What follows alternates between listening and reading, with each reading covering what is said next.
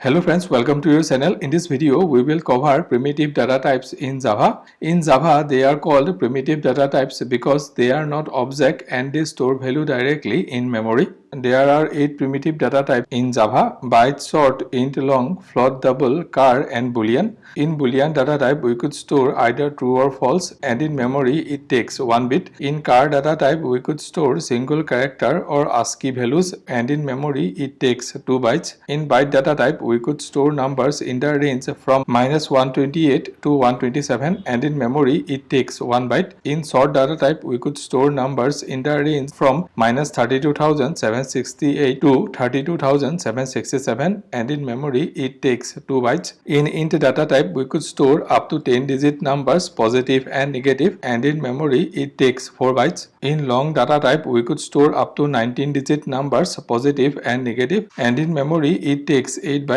In float data type, we could store 6 to 7 decimal digits, and in memory it takes 4 bytes. In Java, by default, a decimal number is interpreted as double. For that purpose, at the end of a float data type value, we use the F letter. In double data type, we could store 15 decimal digits, and in memory it takes 8 bytes.